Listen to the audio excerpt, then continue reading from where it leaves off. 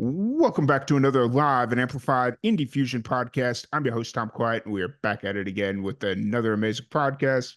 Today, we have a very special guest joining us. We have Kaitlyn Kilian. How's it going today? It's going great. Thank you. Glad How about yourself? things are going good. It's my favorite time of the year here in Central Texas, so I'm happy. So, Hey, absolutely. The weather's been phenomenal yeah. over here, so I'm And, all about that. and we dodged a major bullet with Hurricane Helene, and I'm enjoying the cooler weather right now. So. Yes, man, that's been an awful situation for those folks Oh out yeah. there. Oh yeah. I have several musician friends that are up in that area and they just keep sending out pictures and it's like, man, gotta that's just unfortunate. Yeah, my heart's definitely going out to everybody with that. Hmm. So, Yeah, absolutely. So excited to have you here, excited to chat and get to know you a little bit more. So you're based in Nashville right now, but you're originally from Oklahoma. Um, yes, whereabouts in Oklahoma are you from? I grew up in Medford, Oklahoma, Okay. and it's a little small town in northern Oklahoma, right on the Kansas border. So I'm a farm kid. Nice. And was like music your thing growing up, or was it more being on the farm and then music kind of came later? I think definitely being on the farm, music came later. I don't come from a musical background. My mom's a nurse, my dad's a farmer, and nobody does music or anything. But growing up, I was always in the tractors or driving around helping my dad feed cattle, and we always had the radio on. And I had a love for music from a really young age, and like for my birthdays and stuff, I always asked for like a karaoke machine or a new CD or whatever. And then as I got older, I was actually in nursing school. I went to college to become a nurse as well, Oh, like my mom. And then I had an opportunity to do music, but I actually didn't even start learning guitar until my senior year of high school. oh wow. So I started music in 2018, and then I have been doing it now for the past 6 or so years. So I started full time in 2020, and it's just been kind of crazy. I was just about to say, oddly enough, 2020 was probably about the best time to start making music. Yeah, I mean, especially for somebody that's never done anything with music. Hmm. I had no, having no background with all of that, it can Hmm. be super confusing. And I think that it kind of gave me an opportunity to have the COVID time to figure all that out. Hmm. So Yeah. that was really nice, and it kind of helped me get my feet off the ground and build up a band, and figure out how to play with a band because I'd never done that before. Right. But yeah, it worked out great. So Now, you just made me realize. I remember when we were doing the podcast back in 2020, we'd have a lot of musicians like yourself that were just starting out, like they were just kind of maybe like 3 months before the pandemic, they had started playing like shows or they just went into the studio for the first time or whatever it was. And yeah, then the pandemic hits. And those were always the most interesting interviews because they didn't really have anything to talk about because it's like, I've been playing for 3 months, 4 months, and 2 of those months I've been in lockdown. So, yep, and that was what it was like. right. And now here we are over 4 years later, and it's like now all these musicians that were just kind of starting to cut their teeth are like veterans of the game and like really seasoned. And it's really cool to kind of see the transformation kind of happen in real time. Yeah, I have to agree. I mean, I've watched some other people do the same thing, and it's been a whole experience in itself because during the pandemic you got turned down for gigs, or Mhm. gigs get canceled, or it just people wouldn't show up because they didn't want to get out and take a risk of getting COVID or whatever. So it was kind of a weird growth period, I Mhm. would say, for Yeah. me. And because I'd played a few shows just acoustically, before trying to build a band and grow as a musician, and all of that. So actually I'd started around that time I recorded for the first time. Yeah. And I really was just trying to get experience under my belt, and get a feel for how things worked and, write music and do all of that. Cause, I wasn't very seasoned and I didn't really know what the heck I was doing. Yeah. Right. But Hey. it worked out for me. I was able to figure it all out during that time. So I'm thankful. Thank the Lord. Right. Yeah, absolutely. It's one of those things where sometimes the best lessons learned are the ones learned by accident, by trial, by blood, like whatever Yeah, phrase you want to associate with it, sometimes the best lessons are self-taught. And, yeah, those are the ones that'll always stick with you and you'll never forget. So, I agree. um, Absolutely. Timing's everything too. yep. So So how long have you been in Nashville at this point? So it's been about 2.5 years. Okay. I went out with I'm a part of a development group called Owens Entertainment Group. And we all actually packed up and moved out there at the beginning of 22. Well, I did anyways. I have another buddy his name's Andrew Sevner. He goes by Sevy. Y'all need to check him out, by the way. He moved out there a little bit sooner than the rest of us did because he had a buddy. But we had been going back and forth to Nashville and we realized, it's like, hey, it's time, so we all moved out and found a place to stay and figured it out until now we all live together. So that's been a pretty cool journey to say the least. So It's like a musician's creator house type situation.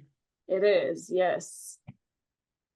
That's really cool. And I'm sure it probably leads to some very interesting songwriter sessions, whatever songwriting sessions or some interesting times.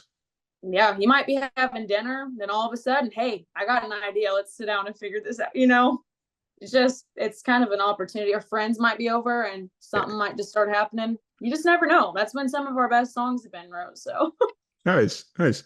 So moving back to 2020 when you were just kind of trying to find out who you were as a musician, what was that kind of process like? Did you always kind of know what you wanted to do, or was it kind of like, okay, let's try and figure out what feels authentic to me, what feels comfortable to me, that whole thing? yeah, I was actually talking to a buddy about this today. And we were talking about how music is like a journey. I started this and I thought I knew exactly who I was going to be. And I told him, I said, recently I've noticed I've like circled back around to that.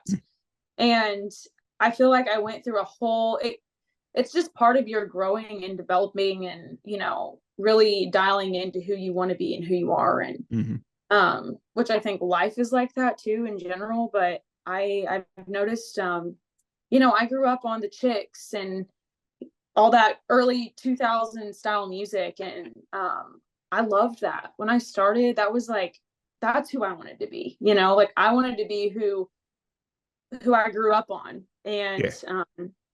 I wanted to allow myself, like when I first started, I was playing with like a rock and roll band. Okay. So I was trying to fit into that mold of like, okay, well, I can sing this stuff, Right. like I can rock it up a little bit. Let's try it out. So we did that for a while. And then after moving to Nashville, I just it kind of opens up a new vault, of Yeah. you being able to do whatever you want. Like you have folk writers and you have writers that are have wrote some of the biggest hits that you've loved growing up or Yep. whatever, whatever comes out. And I went down a couple of different paths, just like experimenting to say the Mhm. least. And it's this new project actually is kind of circled back around to who to more stylistically to like what I grew up on, Mhm. that old school like my old school country, Yeah. early 2000s or 90s music. It's coming back. Yeah. I think that there's been a lot of opportunity that has opened up and people are like, hey, I loved this stuff before and it's coming back and this is cool. So I'm hoping that I can step into that and be authentic to myself Mhm. and to what I love and what I'm passionate about. So I'm really excited. I kind of dialed into that a little bit with Fake ID too, the song Yeah. I just released. So, Yep. um, You know exactly where I'm headed with this. So it's I like figured it was coming. it's like you've done an interview or two in your life. So I actually, I'm terrible with interviews. I'll be the first to admit that.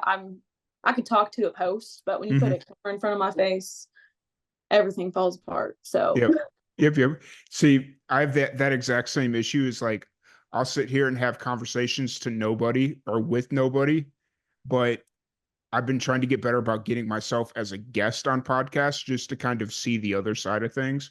yeah, And in my head, it's like, okay, if the host is kind of lacking a little bit, I can carry the conversation. But then I get in my head of like, oh, I'm talking too much. Just shut up. Let the host do their thing. Just shut up. that's Let the me. host, I'm like, I have said too much. It is time to stop talking. right? And then it's just like, oh, okay. And then the interview ends up being done in 20 minutes because I burned through their questions in the matter of a couple of seconds. And it's like, sweet. Sorry about that. That's my bad.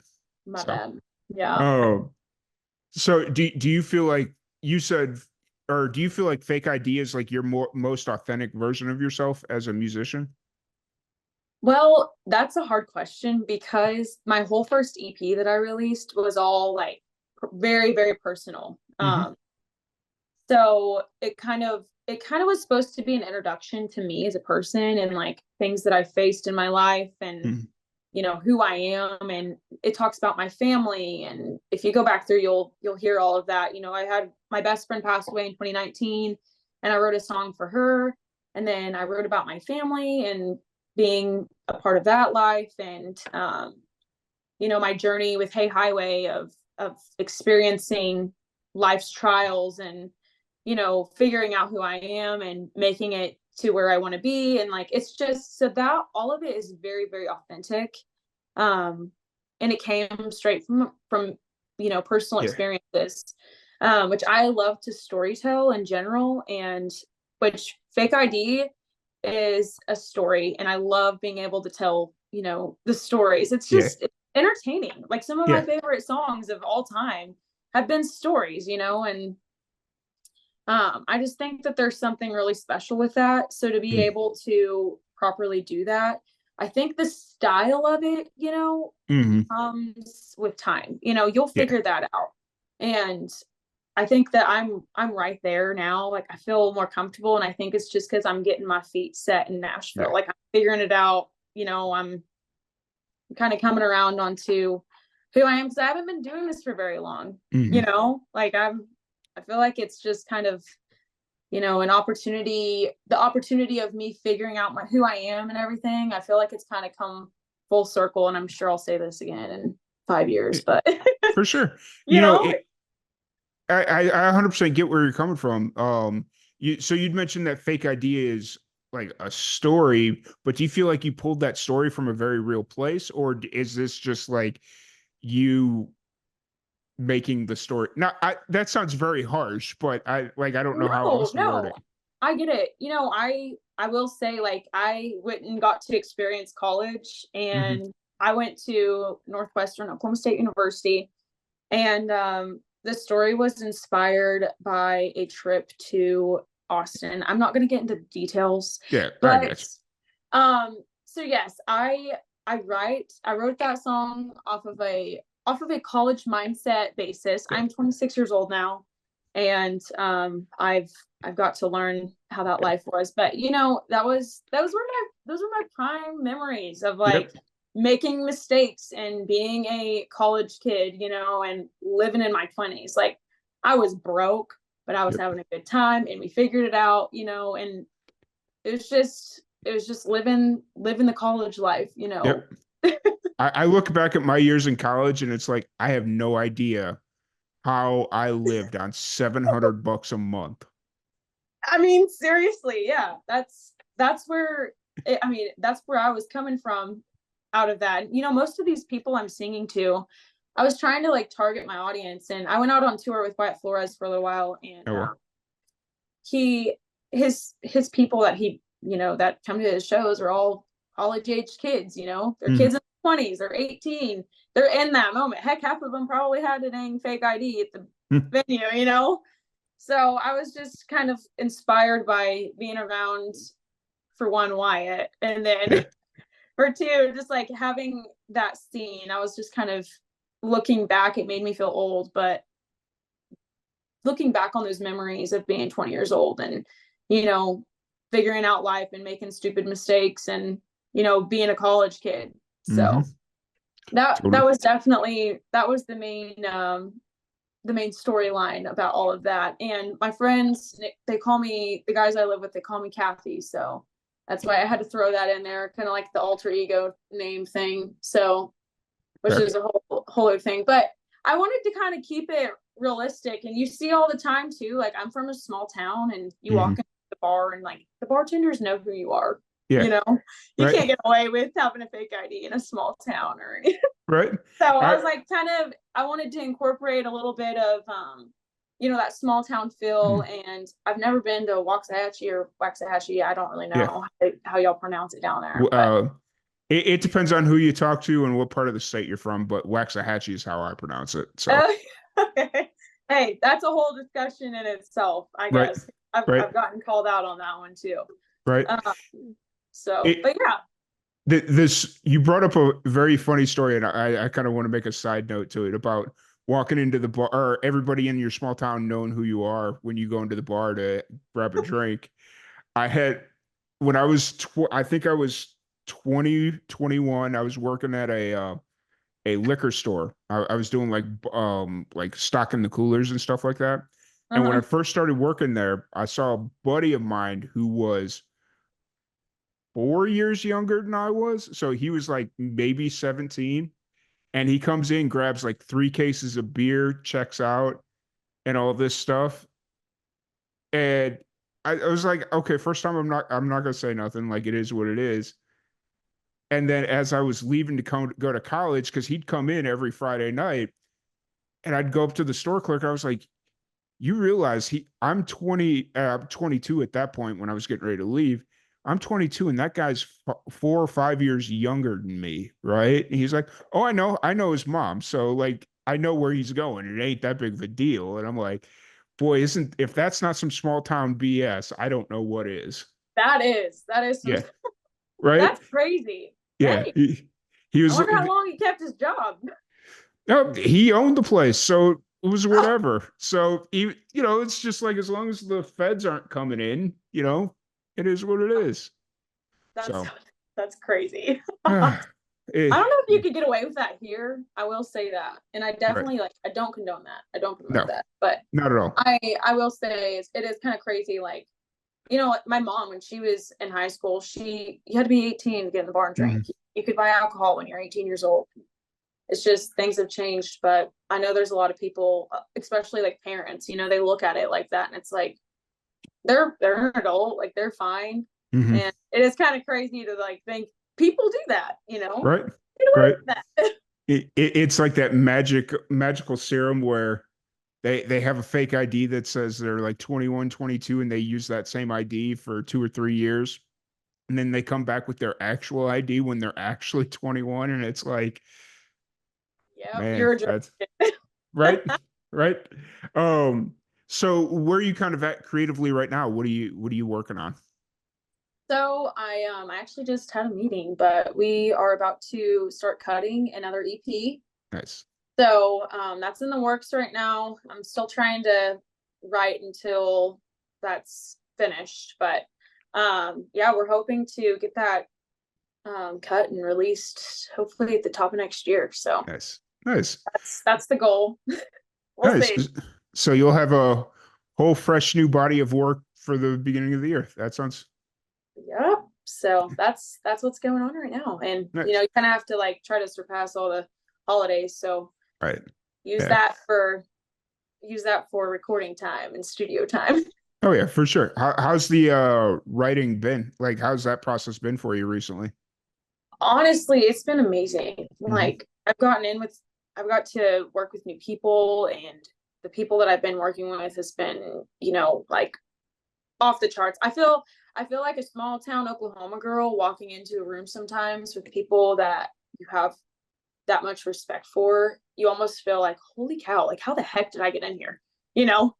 And but at the same time, it's, I've been putting in a lot of work, and I've been really thankful to get opportunities that I've gotten. And I'm excited to release the new music that I've got to write with these people, because they have been absolutely amazing and have taught me a lot, actually, about the whole writing process and how to be confident and all the things. So Fair enough. It's like you came in at a good time, but also a weird time because you had like a year and a half where you're kind of self-teaching yourself a lot of things. And then, you go into Nashville and you're expected to know a certain amount of stuff when you go to Nashville, but like now it feels like you kind of found your creative tribe. Is that fair?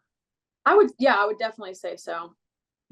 I So, like and that's saying, always like, I feel like that's always kind of a work, and like it always can change, mhm, but it's kind of weird. I feel like I've learned everybody in Nashville kind of says it's like dating. You walk mhm. into a room, you see how you vibe with the person, and then sometimes it works and sometimes it doesn't. And I mean, most of the time, thankfully, I feel like it's worked for me. I've not ever left a room like with my eyebrows Mhm. raised saying I won't go back. So, Right. Fair enough.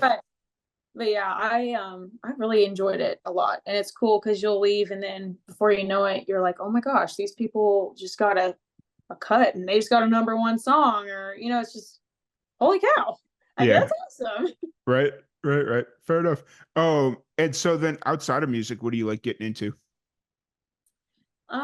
Like hobby wise, Yeah, or hobby wise, just kind of, when you need to decompress or, well, that's been the best thing about getting to come back to Oklahoma, because I've learned that the city life is no joke, man. hmm Like, I grew up in a town with less than 1,000 people, and moving into Nashville has been very like culture shocking to me. hmm So I love coming back home. And just this past week, like, I went and helped my dad feed cattle. We had some little baby calves get out, so I went and put his calves back in. And then the other day, my fiance and we went golfing. I picked up golfing within the past couple of years, so that's been like my new thing. I've turned into a golfer. Mm. So anybody has any tips, please send them my way, because I am not very good. Um, I'm trying to figure out what the addiction to golfing is right now. Like, I don't know. I feel like everybody's golfing now. right? Because I when I, started 2 years ago, and the hype was just like booming. right, I golfed in high school and I was made fun of because I golfed in high school. Like, It's cool now.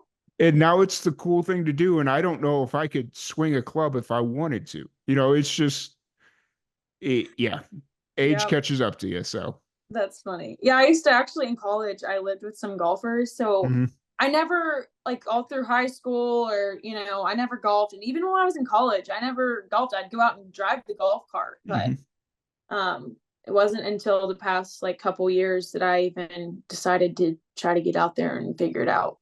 Nice. So, but it's been a game changer. I love it. It's so That's fun.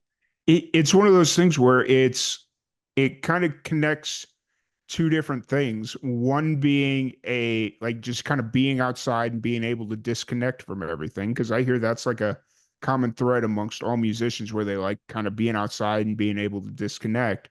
But it's Yes. also that physical activity that allows you to use that part of your brain and not necessarily have to worry about music, remembering chords, lyrics, all that stuff. So, Yeah. And I was like an athlete. I wasn't a great athlete.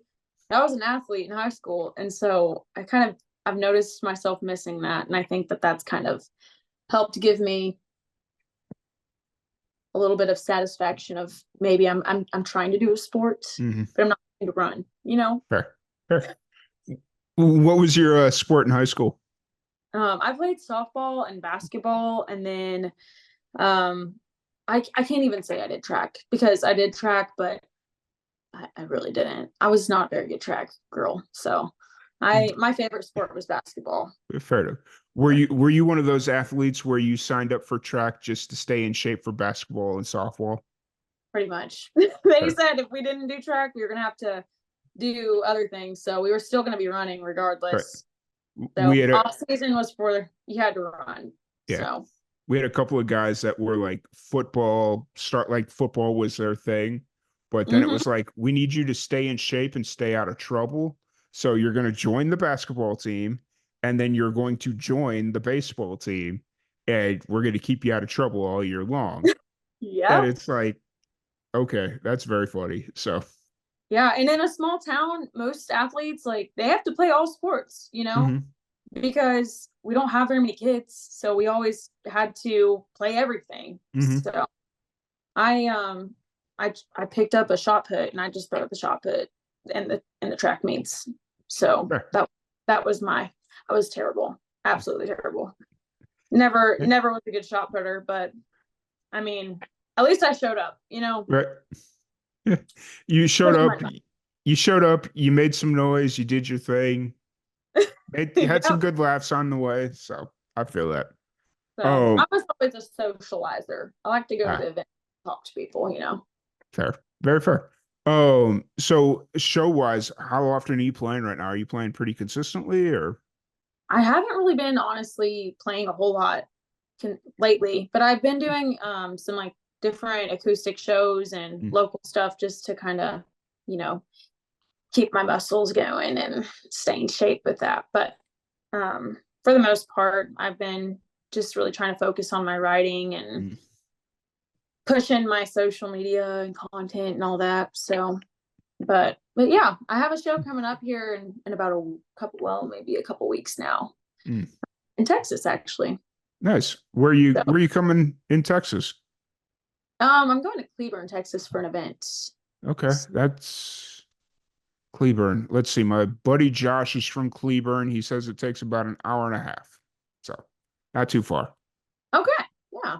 I was gonna I say I think it's like a 5.5 or 6 hour trip for me Yeah, from Medford. So if I fly in, it's gonna be a little haul down there, but right. it'll be good. My friend's gonna be playing that weekend too, my roommate. So and he's from that area. Nice. So I'm gonna go and try to just be a little show hopper, I guess. Nice. It'll be fun. It'll be a really good time.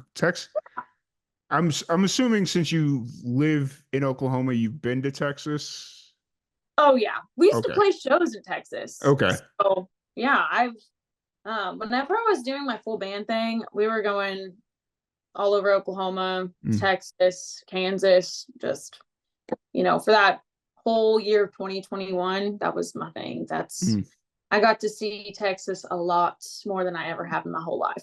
So, Nice. Nice.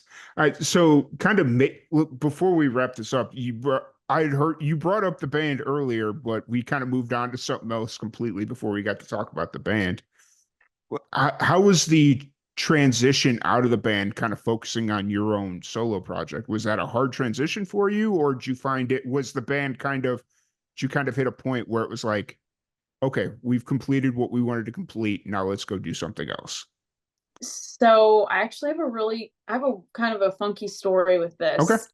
go for it. But so I worked with a group of guys for all during that COVID period of Hmm. time. And we had a couple of different people join, and then we added a couple later, but it was pretty quick. So for the most part, the whole time that we were working, it was like we had this band, Hmm. and we ended up staying together all through like me moving to Nashville and everything. And like I was saying earlier with Wyatt, we went out on the road with him, and Hmm. he was playing a couple of shows with me too, and he had an opportunity to start doing a few like full band shows, and he needed a band. Yeah. And so I was like, okay, well, I have a band, you can use my band. And then my band ended up becoming his band because his career skyrocketed. Hmm. So they ended up actually the guy that I first started with in this whole like with my band, him and I were like from day one.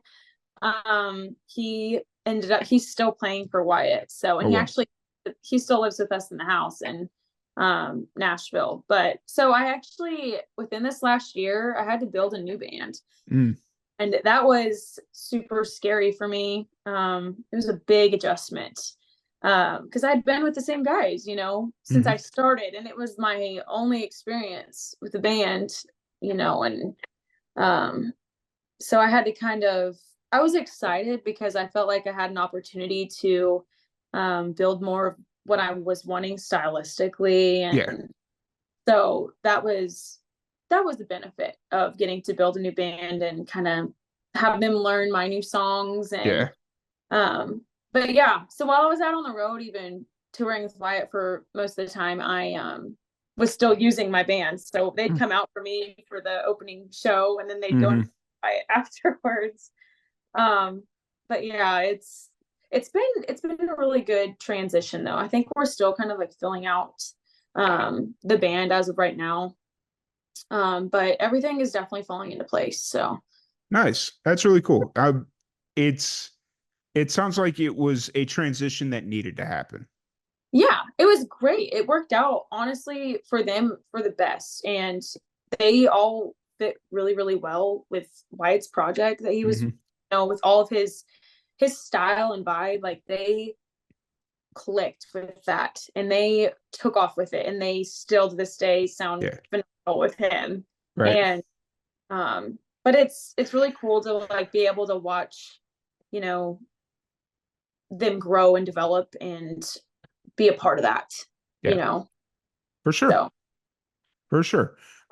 So was there was this like a band with a like a name, or was it just the Kaitlyn Kilian band? just the Kaitlyn Kilian band. Okay. Yeah. I had to ask just because it's like I didn't know if it was like a band where like they're playing for you or just kind of the semantics of it. So Yeah, honestly, I mean, we played together so much. We could have been. We yeah, should have named ourselves something, but right. Fair enough. And that was mostly all while you were still in Oklahoma there. That was before you. yeah, the whole time I was doing music full time here in Oklahoma. So we played our very first show in 2020 Mm-hmm. during the pandemic, actually. Okay. Um, and then we played together all up until this last year. So at the Nice. end of 23. So we played together for a solid 3 years. Nice. So that was, yeah, lots of good memories. Nice. That's cool. I dig it. But I don't want to keep you here too much longer. So, if anybody wants to check out your music, any of that fun stuff, where's the best place to find you? Yeah, you can find me on all streaming platforms. It's Kaitlyn Kilian. And then on any type of social media, it's Kaitlyn Kilian Music. So, and all my music's out. I'm showing a little bit of some sneak peeks of some stuff. And Nice. so, yeah, keep up with me. And I'm excited to share the music at the top of the year. Yeah, absolutely. I mean, you're doing something right on social media because, like, I came across your page just very randomly and authentically. It, Yeah. it's kind of the cycle that I'm in right now with this podcast is I'm starting to take some more chances and asking people that I don't know because it used to be very reliant on people that I knew to give me referrals. Mm-hmm. And now for like the last 6 months, it's like, no, I'm gonna just kind of thumb through Instagram and see who I find, you Yeah. know? Well, I'm so glad that you came across me. It's been a Yeah. pleasure getting to chat with you. And Yeah, absolutely. I got a little funny story. I hope you find this as funny as I did. So okay. we'd scheduled this. It's been a few weeks since we scheduled this, right? I Yeah. think, yeah. So it's been a few weeks since we scheduled it. And so like middle of last week, I was kind of like preparing myself for who I had on the schedule for this week. So I was going through my calendar or whatnot, and I keep my calendar on my phone just because it makes my life a lot easier. Same. Yeah. And I come up to today's and I'm trying to figure out who I had scheduled for 6 o'clock. And I'm sitting there and I'm like, who the hell is Kaitlyn Kilimanjaro? And I'm just sitting there and I'm like, I feel like recognize this name. And like, I'm just sitting there like, okay. I was like, this had to be booked through Instagram. So I went through Instagram and I just typed in your first name and then you popped up and I looked through the history. I was like, okay, obviously spell check is having fun with me. That So is awesome. yeah, I was just like, Kilimanjaro. That I hope she finds that as funny as I did. That is So amazing. That's gonna uh, be that's gonna be my new name. I'm gonna tell people next time I go out somewhere. Kaitlyn. fair, very fair. But I was just sitting there, I was just like, oh, this will be the if the conversation has a lull, I'm gonna break that conversation starter back out and just be like, okay, here we are at the end of it. And it's like, yeah, That's how you should have started it, really. right. That's amazing. So, but I've really enjoyed our conversation. It's been an absolute blast, and we'll talk offline about the Cleburne show and all that stuff, and see if I can make it out there. Yeah, And then other than that, anything else fun and exciting going on? Just the show and writing and all that fun stuff. that's about it. Just looking forward to releasing some new music and getting that out there. So Nice, awesome. Well, once again, thank you so much for joining us. I really appreciate your time. Thank you everybody for tuning in, and we will catch you all later. all right, thank you so much.